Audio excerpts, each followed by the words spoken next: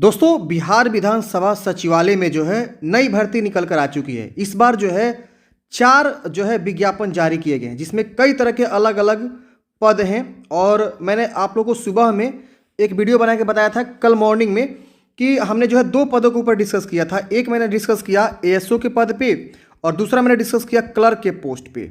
इसके अलावा भी वैकेंसी यहाँ पे निकाली गई है, जो कि मैं आपको दिखाना चाहूँगा। बिहार विधानसभा की वेबसाइट पे आएंगे तो यहाँ पे आप देख सकते हैं, एक तो विज्ञापन संख्या 01/2024 जिसमें आपको एएसओ के पोस्ट हैं और केयर टेकर की वैकेंसी है। तो ये भी ग्रेजुएशन पास से वैकेंसी है। दूसरा वैकेंसी जो है क्लर्क के पोस्ट पे आप यहाँ पे देख सकते हैं, जूनियर क्लर्क। एडवर्टाइजमेंट नंबर यहाँ देखेंगे 02/2024 जो कि दूसरी वैकेंसी है और ये 12वीं पास पे वैकेंसी है। और यहाँ पे आप देखेंगे तो ये वैकेंसी आपका जो है रिपोर्टर, पीए और स्टेनो की वैकेंसी है। इसमें अलग तरह के पद हैं। वैकेंसी संख्या यहाँ देख सकते हैं 03/2024 यानी तीसरी वैकेंसी।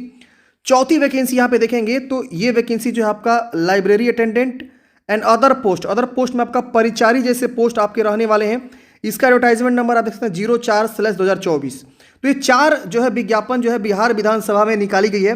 हमने 2 वैकेंसी के ऊपर ऑलरेडी डिस्कस किया हुआ है। ऊपर के 2 वैकेंसी नंबर 2 और वैकेंसी नंबर 1, वो वीडियो नहीं देखे तो देख लीजिएगा।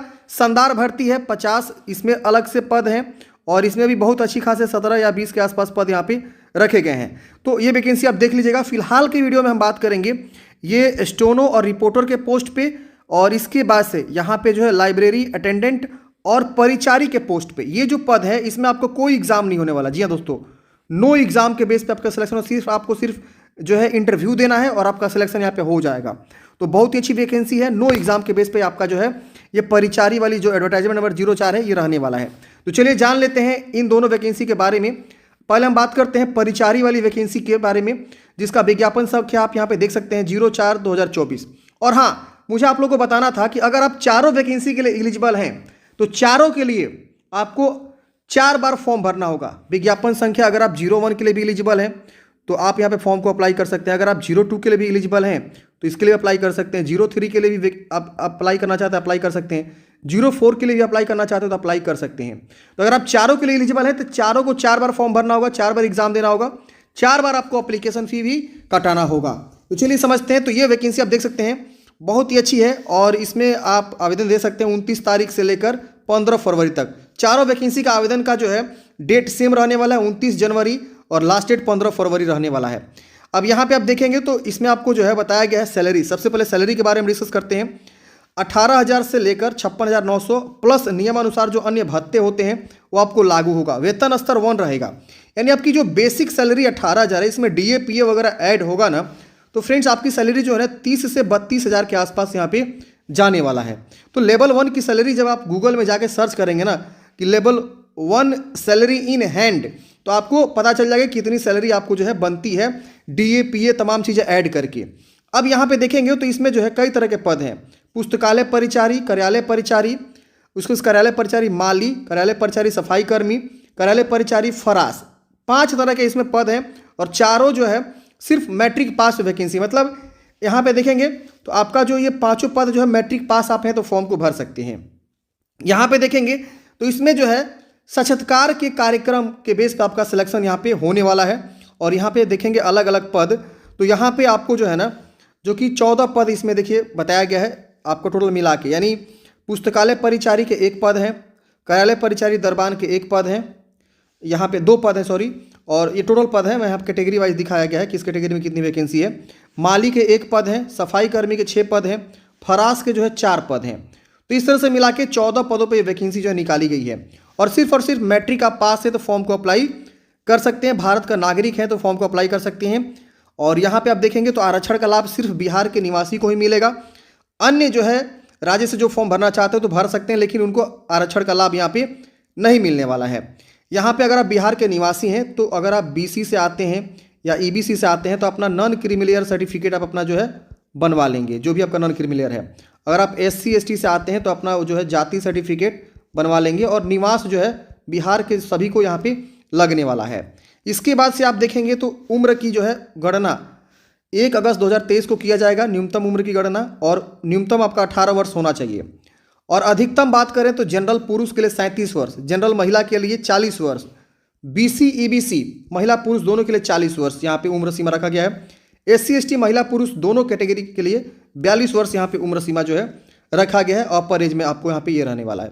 अब देखिए परीक्षा की पद्धति एवं मेधा सूची मतलब सिलेक्शन प्रोसेस क्या है। यहाँ लिखा गया उम्मीदवारों की संख्या 40,000 से अधिक होने पर उपयुक्त पदों पर सीधी भर्ती हेतु एक प्रारंभिक परीक्षा लिया जा सकता है। देखिए यहाँ लिखा गया है कि उपयुक्त पदों पर सीधी भर्ती हेतु अभ्यर्थियों का साक्षात्कार लिया जाएगा। मतलब आपका जो इंटरव्यू के बेसिस पे सिलेक्शन होगा, जो 100 अंकों का इंटरव्यू यहाँ पे जो है सरकार कंडक्ट करेगी और उसमें क्वेश्चन पूछेगी और आपको अंक देगी। अगर आप सही से जवाब देंगे तो आपको अंक मिलता है, आपके पर्सनालिटी देखा जाता है, आपकी बॉडी लैंग्वेज को देखा जाता है, उस बेस पे लोग जो है अंक देते हैं। इंटरव्यू आपके बेस पे सिलेक्शन होगा। तो इसमें साक्षात्कार में प्राप्त अंकों के आधार पर मेधा सूची तैयार होगा और आपका सिलेक्शन किया जाए। मतलब इंटरव्यू के बेसिस पे सिलेक्शन होने वाला है, कोई रिटन एग्जाम नहीं है। लेकिन टर्म कंडीशन ये है कि अगर 40,000 से अधिक लोग फॉर्म भर देते हैं तो उस केस में रिटन एग्जाम होगा OMR बेस पे और फिर आपका सिलेक्शन यहाँ पे किया जाएगा, यानी रिटन एग्जाम आपका लगा दिया जाएगा, लागू कर दिया जाएगा। तो यहाँ पे है। अब बात करते हैं परीक्षा शुल्क के बारे में। आपका परीक्षा शुल्क क्या लगने वाला है। तो देखिए जनरल और EBC और BC और EWS को, बिहार के निवासी और अदर स्टेट को 400 रुपये एप्लीकेशन फी लगने वाला है।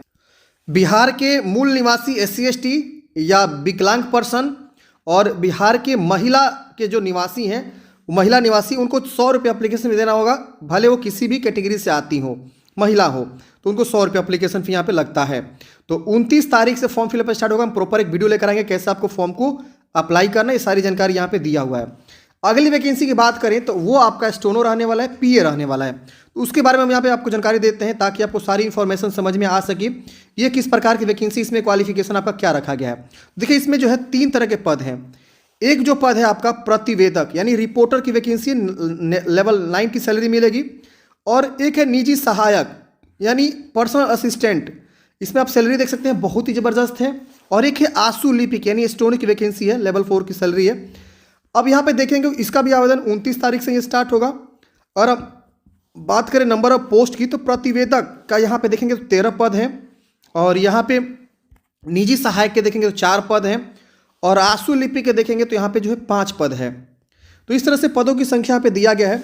अगर हम बात करें तीनों वैकेंसी के लिए क्वालिफिकेशन तो सबके लिए स्नातक बोला गया, देख रहे हैं ना, तीनों कॉलम में स्नातक बोला गया। अगर प्रतिवेदक के लिए फॉर्म भरेंगे तो आप जो है स्नातक पास होने चाहिए, उत्तीर्ण होने चाहिए।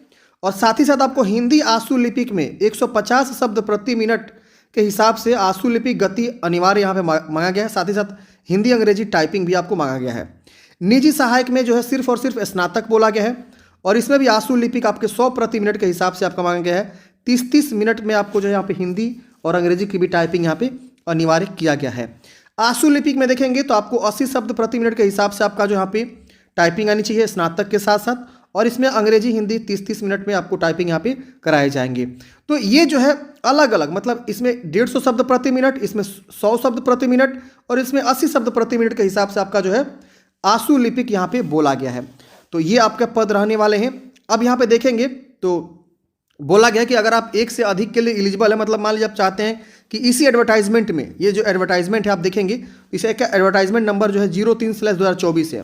तो इसमें 3 बार आपको फॉर्म नहीं भरना है क्योंकि 3 पद है। आपको 03/2024 वाला जो नोटिफिकेशन है एक ही बार फॉर्म भरेंगे, लेकिन फॉर्म भरते समय आपको टिक कर देना है तीनों वाले बॉक्स पे। तो आप तीनों के लिए जो है अप्लाई करने के लिए एलिजिबल हो जाएंगे। अगर आप मान लीजिए सिर्फ 2 के लिए एलिजिबल है तो इन दोनों के लिए भी आप सिर्फ टिक करेंगे, बॉक्स में यहाँ लिखा हुआ है, पढ़ेंगे तो समझ में आ जाएगा। तो आप उसके लिए एलिजिबल रहेंगे, फॉर्म भर पाएंगे। एक ही बार पैसा देना होगा। उम्र सीमा देखेंगे यहाँ पे तो 1 अगस्त 2023 को 21 वर्ष कम से कम होना चाहिए। और अनारक्षित पुरुष के लिए 37 वर्ष, अदर स्टेट से भी है तो 37 वर्ष ही यहाँ पे होगा उम्र सीमा। और यहाँ पे पिछड़ा वर्ग, अत्यंत पिछड़ा वर्ग पुरुष के लिए 40 वर्ष और जनरल फीमेल के लिए भी यहाँ पे आप देखेंगे तो 40 वर्ष यहाँ पे आपका जो है उम्र सीमा रखा जाता है। SC ST मेल फीमेल के लिए 42 वर्ष का उम्र सीमा यहाँ पे रखा जाता है, वो बिहार का निवासी होना चाहिए। परीक्षा की पद्धति यहाँ पे देखेंगे तो यहाँ पे सबसे पहले बोला गया है कि परीक्षा की पद्धति क्या है। तो उपयुक्त सभी पदों के लिए सर्वप्रथम आशु लिपिक हिंदी की परीक्षा ली जाएगी। इसमें निर्धारित मापदंड के अनुसार सफल अभ्यर्थियों में से हिंदी एवं अंग्रेजी टंकन जांच परीक्षा ली जाएगी। यानी सबसे पहले ही आपका इसमें टाइपिंग जो है कंडक्ट करे जाएंगे। आशु लिपिक की परीक्षा सबसे पहला इसमें आपका आशु लिपिक देख रहे हैं ना, यहाँ पे आपको 5 मिनट में 150 शब्द प्रति मिनट के हिसाब से इतना शब्द की होगी। आशु लिपिक हिंदी के हस्तलिखित अनुवाद हेतु 70 मिनट का समय अनुमान्य है। आशु लिपिक में हुई गलतियों के नियमानुसार 10% छूट यहाँ पे दिया जाएगा। तो ये सबसे अच्छा जो है सरकार किया हुआ है। होता क्या था कि जो लोग एलिजिबल नहीं होते थे वो भी लोग यहाँ पे फॉर्म को अप्लाई कर देते थे और कट ऑफ रिटन एग्जाम का हाई चला जाता था, तो जो क्वालिटी स्टोनों के लिए होती थी वो जो है नहीं मिल पाता था सरकार को। तो इसीलिए इन्होंने कर दिया है कि जो कैंडिडेट्स सबसे पहले आंसू लिपिक पास करेगा तो हमको आंसू लिपिक क्वालिटी कैंडिडेट्स मिल जाएंगे, क्योंकि हमें टाइपिंग से ही तो मतलब है, आंसू लिपिक से ही तो मतलब है, स्टोनों से ही तो मतलब है। और आंसू लिपिक यानी स्टोनों की परीक्षा यहाँ पे ली जाएगी, देख रहे हैं ना। तो सबके लिए यही सेम रहेगा। और यहाँ पे आप देखेंगे तो वैसे अभ्यर्थी प्रतियोगिता परीक्षा में सम्मिलित होने के हकदार नहीं होंगे जिन्होंने संघ लोक सेवा आयोग, किसी राज्य लोक सेवा आयोग या अन्य चयन आयोग द्वारा निर्दिष्ट अवधि तक कदाचार के मामले में परीक्षा में वंचित कर दिए गए, मतलब जिनको निष्कासित कर दिया गया है वो इस भर्ती में एलिजिबल नहीं होंगे।